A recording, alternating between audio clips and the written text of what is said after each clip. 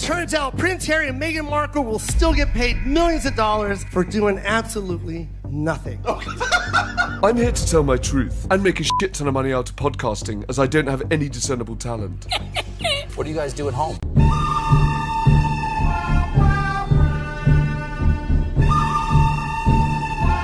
Who's filming this? At first, it felt like just another awards show moment. A host walks on stage, reads a few risky jokes, the room gasps, some people clap, social media lights up for a night, and then everyone moves on. That is usually how it goes. But when Joe Coy stepped up to host the Golden Globe Awards, something shifted. Early in his monologue, he took aim at the culture of high-paying streaming deals and celebrity projects that seemed to run on hype more than output. Then he zeroed in on Prince Harry and Meghan Markle. The joke was blunt. The implication was that enormous contracts had produced very little. The room reacted the way Hollywood does when a comic hits a nerve. Some laughed hard. Others stared into their drinks. It was not just the joke itself, it was the release.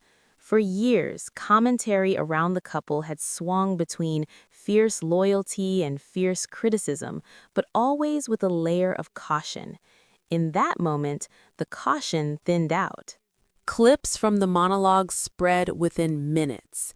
By morning, late-night writers had their angles ready.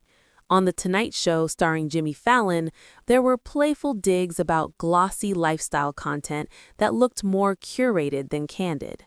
Stephen Colbert riffed on the idea of private nicknames and public branding. The tone was light, but the subtext was clear. The mystique had thinned. Then came sketch comedy. Saturday Night Live exaggerated the contradictions that critics had pointed out for years. Characters demanded privacy while chasing cameras. They spoke in carefully crafted sound bites about authenticity. The audience roared because the exaggeration felt uncomfortably close to reality. Across the Atlantic, Spitting Image revived its signature rubber-faced caricatures. The puppet versions of the couple were dramatic, self-serious, and perpetually confused by the chaos surrounding them. It was theatrical and absurd, but it stuck. And when South Park released an episode parodying a globe-trotting plea for privacy, it turned satire into something bigger than a one-night monologue. The animated storyline framed celebrity victimhood and media obsession as a feedback loop. Viewers did not just laugh, they shared it everywhere. Part of what fueled the jokes was timing. Streaming platforms had invested heavily in high-profile deals. The couple's projects, including their documentary series on Netflix and podcast work with Spotify, were marketed as major cultural moments. Critics questioned output versus payout. Supporters pointed to unprecedented scrutiny and pressure. Comedians did what comedians do. They condensed the debate into punchlines. When Nikki Glaser addressed the topic in a stand-up set, her approach was sharper. She stripped away the glamour and asked a simple question through humor. What exactly are we celebrating? The joke landed because it framed a wider cultural fatigue with celebrity branding that feels overly managed. Soon, every public appearance became potential material. A lifestyle product launch, a podcast clip, a comment about rebranding. Each one fed the machine. Comedy works best when it reflects something people already sense.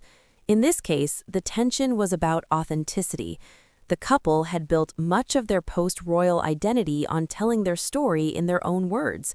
Interviews, documentaries, podcasts, and public conversations all aimed to reclaim narrative control. But the more polished the message, the easier it became for comics to find contrast. Chris Rock compared expressions of shock about royal life to marrying into a famous brewing family and being surprised they make beer. It was a sharp analogy. The crowd understood it immediately. British stand-ups joined in, framing the couple's media output as less documentary and more prestige reality television. American podcasters dissected everything from fashion choices to interview phrasing. TikTok creators clipped and remixed the jokes until they became memes with millions of views. The pattern repeated.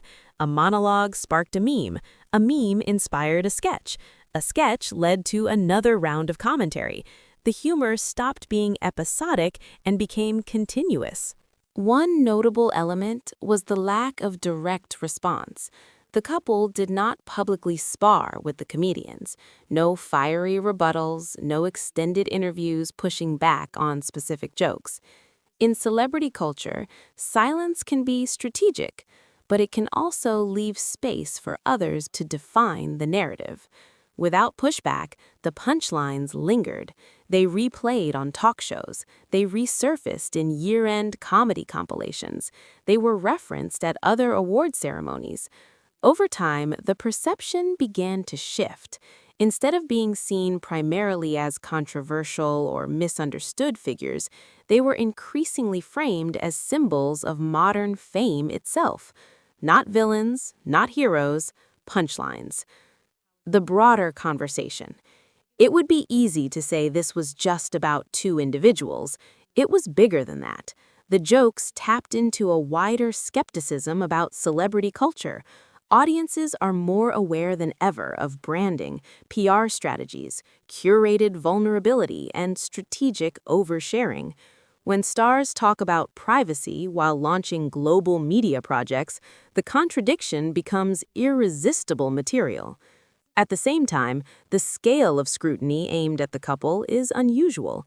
Few public figures generate this level of sustained parody across continents. That says as much about media appetite as it does about their choices. Comedy did not create the tensions, it distilled them. By the time the wave crested, the shift felt real. Corporate observers speculated about brand fatigue. Commentators debated whether satire had permanently altered public perception. Streaming deals were analyzed through a different lens. What began as a bold awards show joke had turned into a months-long comedic cycle. Each new appearance fed it. Each new project was evaluated not just on its merits, but on how easily it could be parodied.